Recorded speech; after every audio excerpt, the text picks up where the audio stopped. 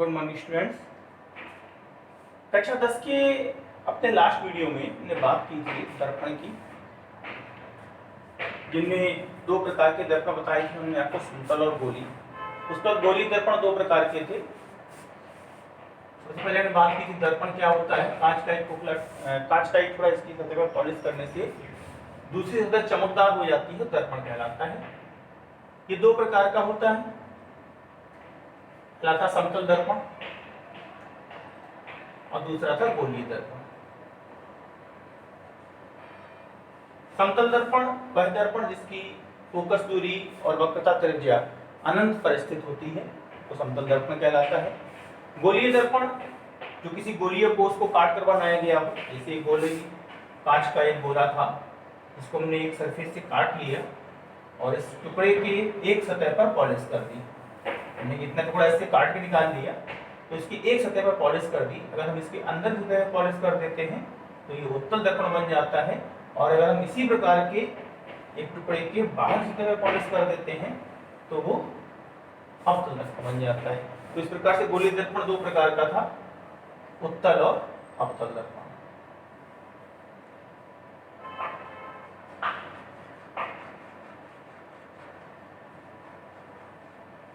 इसके बाद दर्पण की कुछ परिभाषाएं बताई थी, जैसे वक्रता केंद्र, वक्रता त्रिज्या, फोकस बिंदु, फोकस दूरी, ध्रुव और मुख्य अक्ष। ठीक है, अब आगे चलते हैं। इसी क्रम में हम आपको बताते हैं कि किसी दर्पण से प्रतिबिंब बनाने के प्रमुख नियम क्या है।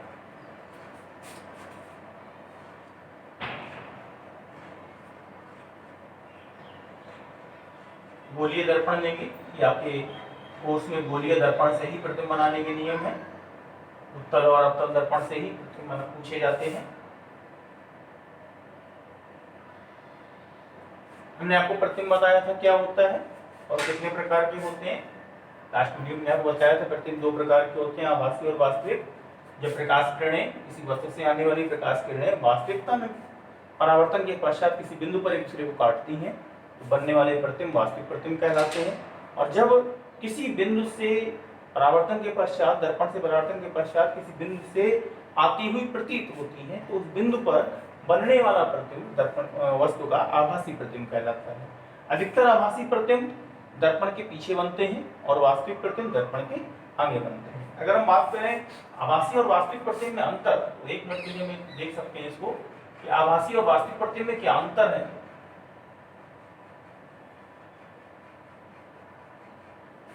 आभासी प्रतिबिंब और वास्तविक प्रतिबिंब पूछ लिया जाता है, इसको भी ध्यान से देख लें एक बार। पहला था आभासी प्रतिबिंब में क्या है कि वस्तु से एक मिनट रुक जाइए, इसमें लिखिए दर्पण से, दर्पण से किसी प्रतिबिंब के बनने का आभास होता है। वास्तविकता में वो प्रतिबिंब नहीं होता है, तो उसके बनने का आभास होता है तो वो प्रतिबिंब आभासी प्रतिबिंब कहलाता है। यानी दर्पण से परावर्तन के पश्चात जो प्रकाश किरणें आ रही हैं, परावर्तन के पश्चात जो प्रकाश किरणें आ रही हैं वो परावर्तित होकर के हमें दर्पण के अंदर से किसी बिंदु से आती हुई प्रतीत होती हैं।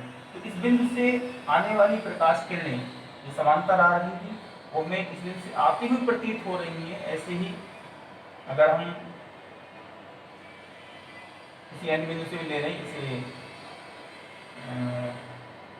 यहाँ से आती हुई प्रतीत हो रही है, तो इस बिंदु से आने वाली जो आभास हो रहा है कि यहाँ से आ रही है आ नहीं रही है। मैंने आपको लास्ट वीडियो में बताया था, जैसे हम किसी दर्पण से अगर हम किसी व्यक्ति के चेहरे पर धूप प्रकाश आ रहा है, सूर्य का प्रकाश आ रहा है, इसको रिफ्लेक्ट करते हैं, परावर्तित करते हैं, तो उससे ये महसूस होता है, उससे ये आभास होता है कि वो सूर्य की किरणें उस दर्पण के अंदर से आ रही हैं।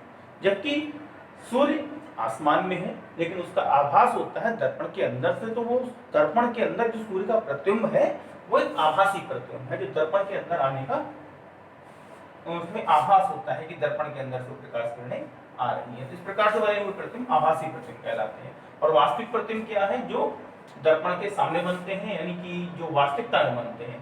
तो हम कह सकते हैं दर्पण से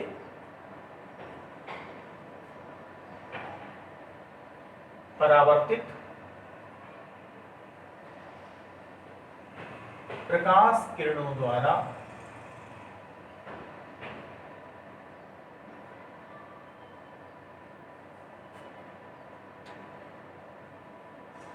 वास्तविकता में बनने वाले प्रतिबिंब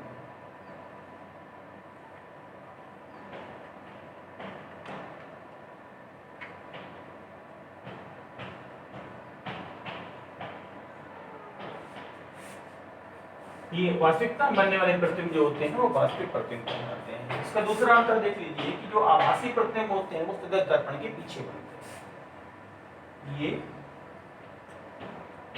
सदैव दर्पण के पीछे बनते हैं।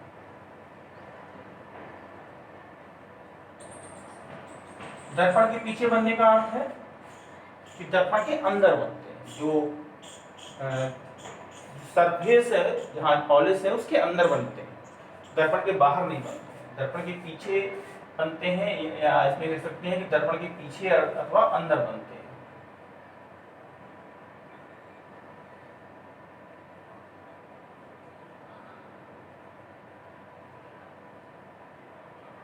और ये प्रतिबिंब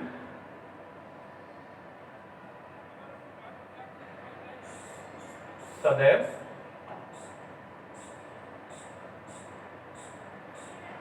दर्पण से बाहर, दर्पण से बाहर यानी आगे की ओर या आगे बनते हैं।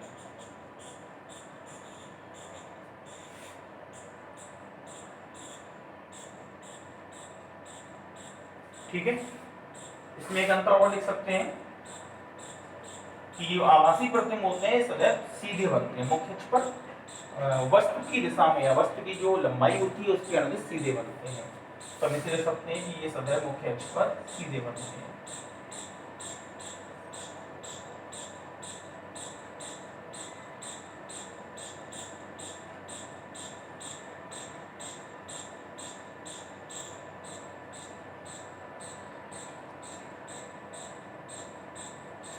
ये सदैव उल्टे बनते हैं।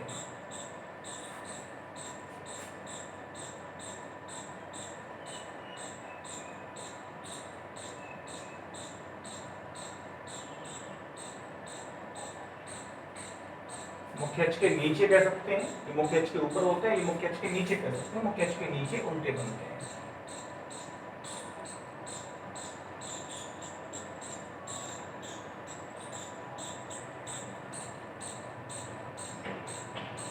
इस तरीके से कह सकते हैं कि मुख्य अक्ष है इसकी प्रतिबिंब नीचे बनते हैं, और अगर ये मुख्य अक्ष है तो इसके प्रतिबिंब मुख्य अक्ष के ऊपर बनते हैं।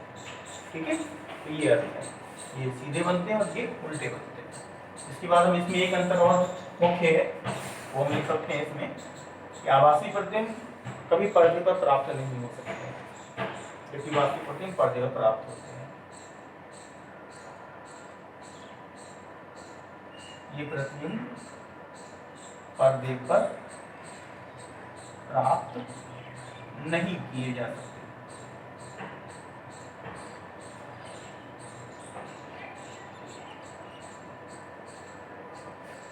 और ये पर्दे पर प्राप्त होते हैं।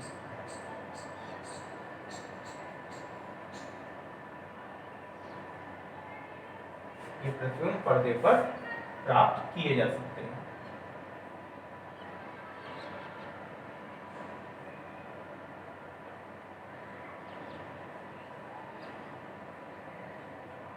ठीक है, एक और लिख लें इसमें कि जो मानव नेत्र है, हमारी आंख है, वो सिर्फ आभासी प्रतिबिंबों को ही देख सकती है, वास्तविक प्रतिबिंब हम नहीं देख सकते। जो प्रतिबिंब दर्पण के अंदर बनते हैं वही हम देख सकते हैं, दर्पण के अंदर, दर्पण के पीछे बनते हैं वही देख सकते हैं। जो प्रतिबिंब दर्पण के सामने बनते हैं, बाहर की ओर बन जाते हैं, उन्हें हम नहीं देख सकते। यानी आभासी प्रतिबिंब को ये प्रतिबिंब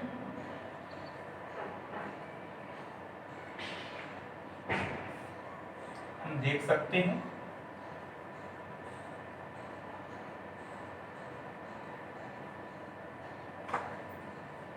और ये हम नहीं देख सकते।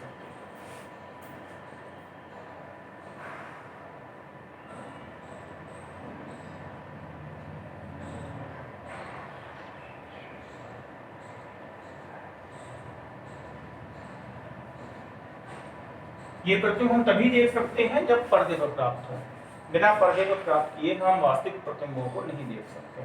आभासी प्रतिबिंबों को हम दर्पण के अंदर देख सकते हैं। आप जो कुछ सुबह चेहरा देखते हैं, दर्पण देखते हैं, वो आभासी प्रतिबिंब होते हैं, और आभासी प्रतिबिंबों को दर्पण में आसानी से देख सकते हैं। इसके बाद हम बात करते हैं दर्पण से प्रतिबिंब बनाने के प्रमुख नियम की। तो दर्पण से प्रतिबिंब बनाने के प्रमुख नियम क्या है?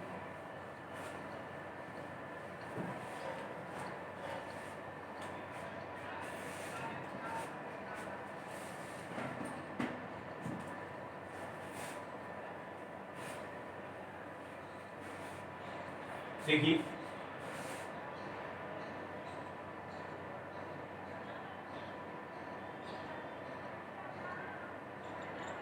दर्पण से प्रतिबिंब बनाने के प्रमुख नियम।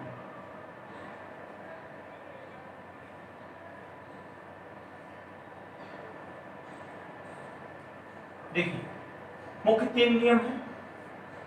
हमने कल बताया था दर्पण जो होते हैं वो, जैसे हम बात कर रहे हैं अवतल दर्पण की, 2 प्रकार के दर्पण थे, अवतल और उत्तल। गोलीय दर्पण से ही प्रतिबिंब बनाएंगे, ठीक है। लिख लेंगे यहाँ पर गोलीय दर्पण।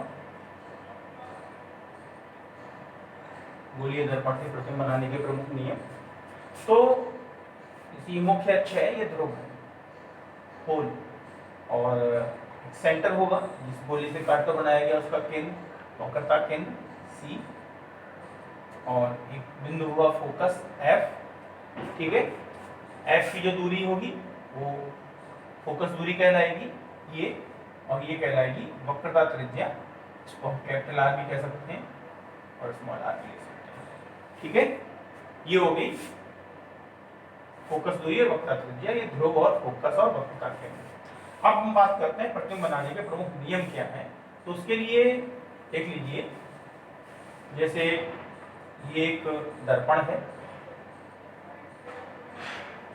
आपको और पहले समझा देते हैं, बाद में लिखते हैं।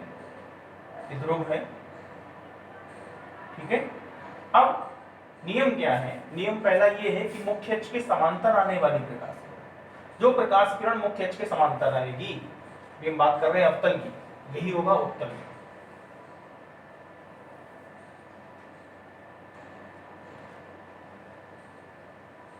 देखिए, मुख्य अक्ष के समांतर आने वाली प्रकाश किरण, चाहे वो अवतल में हो या उत्तल में,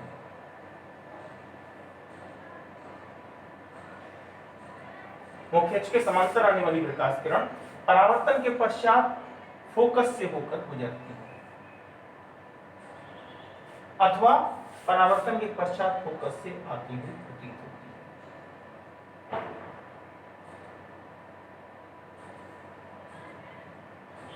ये फोकस बिंदु से आती हुई प्रतीत होती है या फोकस होकर गुजरती है। ये दोनों नियम एक ही हैं। फिर से देख लें, पहला नियम है ये कि लिख देते हैं। पहला नियम है कि मुख्य अक्ष के समांतर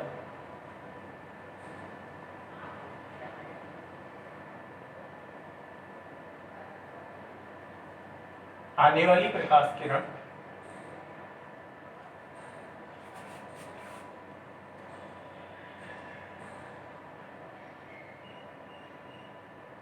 परावर्तन के पश्चात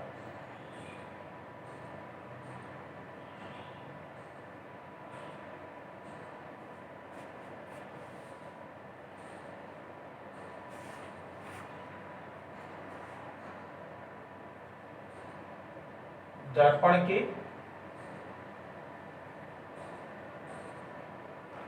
फोकस बिंदु से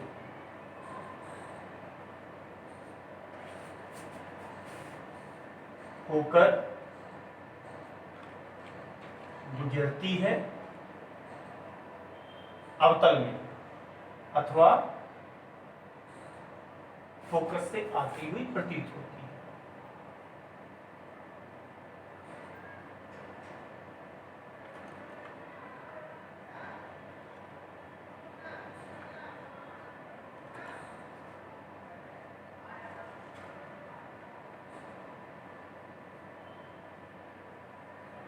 ठीक है, पहला नियम ये था।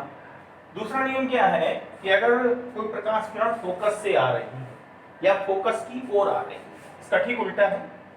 ये था जो समांतर आती है वो फोकस से गुजरती है, दूसरा है जो फोकस से आती है या फोकस की ओर आती है वो परावर्तन के पश्चात मुख्य अक्ष के समांतर हो जाती है।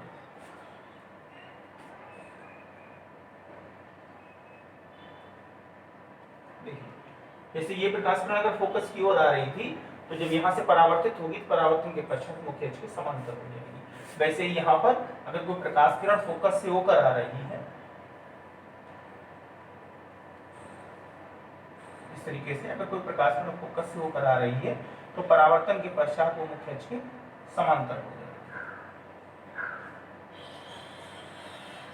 ये दूसरा नियम है कि फोकस से आने वाली प्रकाश किरण या फोकस की ओर आने वाली प्रकाश किरण परावर्तन के पश्चात मुख्य अक्ष के समांतर हो जाती है। ये दूसरा नियम।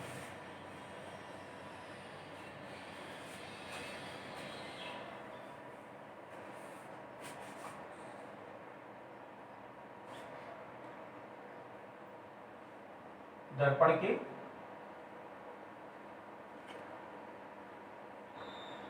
फोकस बिंदु से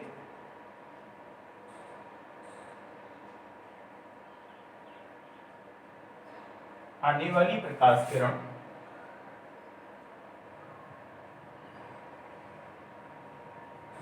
अथवा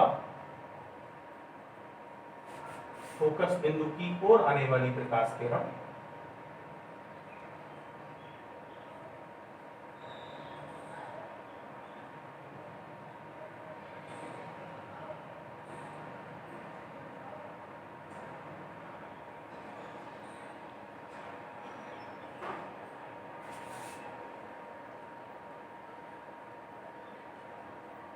परावर्तन के पश्चात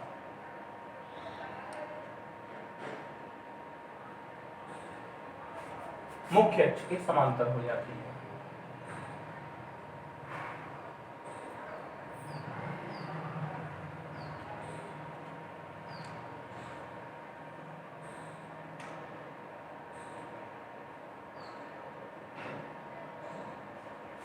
ठीक है, अगर कोई प्रकाश किरण फोकस बिंदु से आ रही है या फोकस बिंदु की ओर आ रही है, फोकस बिंदु से आ रही है या फोकस बिंदु की ओर आ रही है, अगर अवतल में फोकस की ओर आती है और उत्तल में फोकस की ओर आती है, अवतल में फोकस से आती है, उत्तल में फोकस की ओर आती है तो परावर्तन के पश्चात मुख्य अक्ष के समांतर हो जाती है। तीसरा नियम क्या है? तीसरा नियम यह है कि अगर कोई प्रकाश किरण दर्पण के वक्रता केंद्र से गुजरती है या वक्रता केंद्र की ओर आती है तो वो